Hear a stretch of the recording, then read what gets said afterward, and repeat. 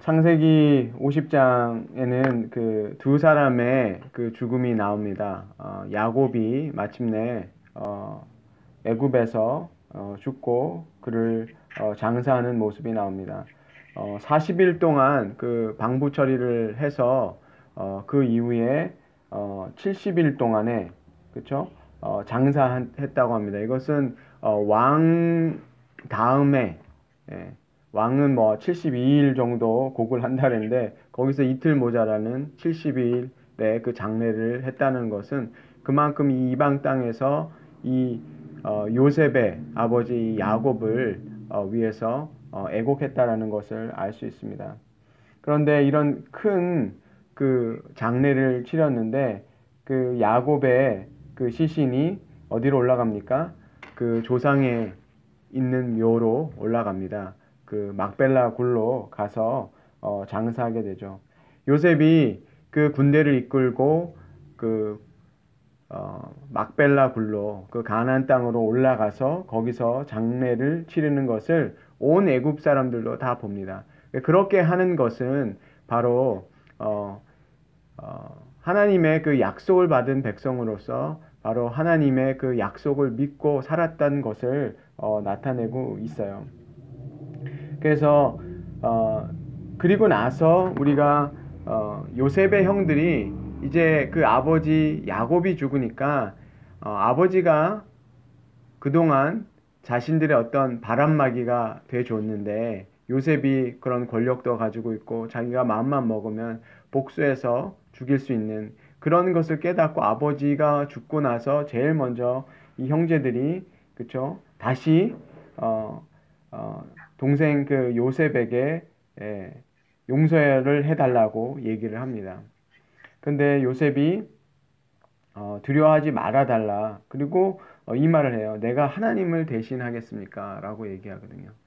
그러니까 요셉은 자신의 모든 인생을 하나님의 그 섭리 속에서 지켜봤기 때문에 하나님이 그 뒤에 사람들이 자신을 그렇게 팔아버리고 자신에게 그 고난을 줬다라고 생각한 것이 아니라 그 뒤에 계신 하나님의 그 손길이 있었다라는 것을 봤다는 거죠.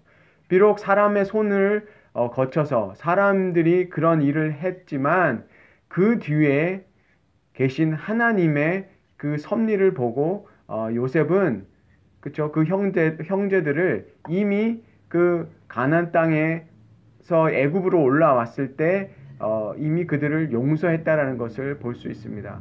그래서 더해서 그 형들에게 뭐라고 얘기하면 당신들의 그 가족들까지도 내가 돌보겠습니다 라고 얘기하는 거죠. 그 형들이 나이가 더 있으니까 아무래도 자신보다 먼저 죽더라도 그 가족들까지도 내가 잘 돌보겠습니다 하는 그 말로 안심시키는 것을 볼 수 있습니다. 정말 진심으로 그 요셉이 그 형들을 용서하고 그쵸 그것을 확신을 주는 것 같아요. 제 마음속에는 계속해서 드는 이 말이 제가 이 부분에 대해서 이미 그 요셉의 형들이 올라왔을 때 이미 요셉이 그들에게 자신을 나타내고 그들을 용서하고 이 똑같은 말로 그 형제들을 안심시켰었던 그 장면을 제가 말씀을 나눴는데 계속해서 이 요셉의 말이 참 제 마음에 이렇게 울림이 있어요. 뭐냐면 내가 하나님을 대신하겠습니까? 라는 얘기죠. 왜냐하면 그것은 하나님의 섭리로 다 봐왔기 때문에 그렇죠? 자신이 용서해야 되는 부분이 아니라 이것은 하나님의 섭리 때문에 하나님의 계획 속에서 이루어진 거기 때문에 자신이 그 형들을 미워할 필요가 없다라는 거죠. 그리고 이것을 우리에게 적용해 보면 우리는 저도 제 신앙생활을 이렇게 돌이켜 보면 하나님께서 용서해 주셨다라고 분명히 말씀하셨는데도 우리는 뭘 가지고 있냐면 정말 용서해 주셨을까? 나를 정말 용서해 주셨을까? 나의 그 죄도 하나님께서 다 정말 용서해 주셨을까? 그런 걸로 자꾸 해서 우리가 죄책감에 이렇게 갖는 경우들이 많이 있어요. 지나간 일도 하나님이 용서해 주셨을까? 라는 생각들이 제 삶 속에도 이렇게 있었는데 바로 하나님께서는 그것을 다 용서해 주셨다라는 것 그 인간이 가지는 그런 마음이죠. 죄책감들. 그것으로 형들이 다시 십수년이 지나서도 다시 얘기하잖아요. 예, 끝나지 않는 어떤 과제로. 그건 인간과 인간들 사이에서 있는 감정이죠. 예. 인간과 인간 사이에 있을 때는 그런 것이, 그쵸? 계속해서, 나타날 수 있죠. 그런 그 원한이라든지, 그쵸? 용서했다라고 하지만 시간이 지나면 어떻습니까? 다시 그것이 튀어올라서 정말 복수하고 싶고, 저 사람들이 한 대로 나도 해주고 싶고, 갚아주고 싶고, 그런 것이 인간의 마음이거든요, 사실은. 그런 인간의 마음을 가지고 있는 게 바로 형들의 모습이에요. 그렇게 한다는 것은 형들의 마음속에 어떤 심리가 있냐면 자기들도 그렇게 하면 복수하겠다는 마음이 있는 거거든요. 예. 사람들이 하는 행동을 보면 그렇게 하는 이유는 반대로 자신들도 그렇게 할 수 있는 사람이죠. 만약에 이 형들에게 누군가 잘못했으면 그걸 용서를 받아도 이 형들은 나중에 다시 복수할 수 있는 가능성이 있는 그런 마음이 있는 거예요, 사실은. 그러나 요셉은 그렇게 보지 않았고 하나님의 섭리를 보고 내가 하나님을 대신할 수 없는, 그렇죠? 그래서 바로 사람과 사람 사이에서도 죄, 그거 용서해 주시잖아요. 용서해야 되는데 그러면 우리가 사람과 사람 사이에서 짓는 죄가 더 중할까요? 아니면 사람과 하나님 사이에서 죄가 더 중할까요? 사실은 인간과 사람 사이의 죄보다, 사람과 사람과의 죄보다 사람과 하나님 사이의 그 죄, 우리가 하나님께 대하는 죄가 더 크다는 거죠. 그러나 하나님께서는 바로 예수 그리스도를 통해서 우리에게 그 죄를 다 용서해 주셨다라는 것을 우리가 정말 깨달았으면 좋겠고요. 그리고 바로 예수 그리스도가 그 십자가를 통해서 하신 일이 바로, 그렇죠? 악을 선으로 바꾸는 그 일을 행하셨다는 게 이 창세기의 주제인 것 같아요. 창세기가 전체에서 좀 하나님의, 인간은 끊임없이 하나님의 그 선하신 것을 악으로 바꾸잖아요. 하나님의 선하심을 자꾸 악으로 바꾸고, 그 사단이 하는 것도 하나님의 선한 것을 자꾸 악으로 바꾸려고 하고, 그러나 하나님은 그 악도 다시 선으로 바꾸시는 그 일을 하시잖아요. 그러니까 선과 악의 싸움이 끊임없이 일어나지만 우리가 창세기를 통해서 볼 수 있는 것은 전능하신 하나님은 그 악도 선으로 바꾸실 수 있는 전능하신 하나님이라는 거죠. 이것이 바로 그 악을 선으로 바꿀 수 있다는 것이 바로 부활이라는 거죠. 예. 죽음을 생명으로 바꾸시는 것. 그것이 바로 부활의 능력 아닙니까? 예. 그래서 용서도 바로 그것이 부활의 능력을 아는 자들이 할 수 있는 것이 바로 그 용서라는 것이고요. 그래서 이 창세기의 주제는 바로 하나님의 그 사랑, 그 은혜, 용서에 관한 것, 바로 하나님의 그 선하심이 악을 이기고 하나님의 뜻을 이루시겠다는 그것을 우리에게 말씀해 주시는 것이죠. 그래서 정말 이 야곱의 죽음이 나타나고 요셉의 죽음으로 이 창세기가 끝을 내는데, 요셉도 결국은 자기가 애굽에서 장사됐지만 요셉도 그 방부 처리돼가지고 미라로 방부 처리돼가지고 400년이 지난 다음에 어디에 가서 묻히냐면 그 세겜 땅, 그 요셉이 사놓은 땅, 예, 세겜에서 그 사놓은 그 땅에 그 요셉이 그 나중에 이스라엘 백성들이 400년이 지난 다음에 그 애굽에서 나갈 때 그 와중에서도, 그쵸? 그 6월절 지내고 그 애굽을 탈출하고 나갈 때 그 요셉의 그 뼈를 가지고 이스라엘 백성들이 나아갔다는 거예요. 약속의 땅으로. 그래서 요셉이 그것을 부탁하잖아요. 죽을 때 나의 뼈를 가지고 하나님 땅으로 가서 묻어달라라고 얘기했을 때 정말 그 이스라엘 백성들이 그 가나안 땅을 차지하고 그리고 거기다가 세겜 땅에 가서 묻었다는 거예요. 그것은 바로 하나님의 그 계획이 완전히 그 이루어진다는 것을 우리가 알 수 있습니다.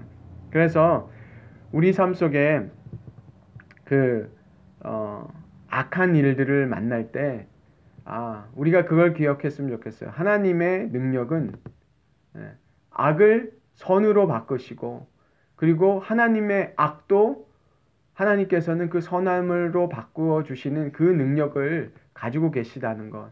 그것이 바로 부활의 메시지라는 걸 우리가 기억하면서, 우리가 이 창세기의 말씀을 하나님께서 반드시 우리 삶에 만나는 어떠한 상황 속에서도 하나님께서는 반드시 하나님의 뜻을 이루시고야 말겠다라는 것을 우리가 보았으면 좋겠습니다. 그래서 히브리서 11장 22절에는 이렇게 얘기합니다. 믿음으로 요셉은 임종시 시에 이스라엘 자손들의 떠날 것을 말하고, 그렇죠? 그 애굽에서 하나님께서 이제 이스라엘 백성들을 나아가게 하시고 약속의 땅으로 나아가게 하실 것을 요셉이 미리 얘기했다는 거예요. 그러니까 요셉이 그렇게 우리가 보았던 것처럼 노예로 또 죄수로 애굽 땅에 왔지만 그가 축복하는 사람이 되었던 것처럼, 그 이스라엘 백성들이 애굽에서 그 400년 동안, 그렇죠? 노예로 살고 고난을 당했지만 그들이 나아갈 때, 가나안 땅으로 갔을 때 바로 하나님의 그 축복이 기다리고 있다는 것. 그들을 하나님께서 그 고난을 통해서, 이스라엘의 그 고난의 역사를 통해서 하나님께서 하나님의 그 선하심을 반드시 나타내실 것이라는 그런 그 약속을 다시 한번 주는 것을 우리가 볼 수 있습니다. 그래서 우리에게 이 창세기의 말씀은 하나님의 그 선하심, 전능하심은 반드시 우리 삶 속에 하나님의 뜻을 반드시 드러낼 것이고 성취하시는 것이라는 것 우리가 믿고, 우리가 만나는 어떠한 어려움 속에서도 하나님의 선하심이 드러나기를, 그리고 우리가 용서했던 사람들 있잖아요. 그리고 그런 사람들에 대해서 우리가 정말 믿음의 눈으로 바라보면서 우리가 하나님을 대신하려는, 그리고 우리 인간 사이에서 그런 게 있잖아요. 뭔가 뒤에 나오는 그 뒤끝이 있다 그러잖아요.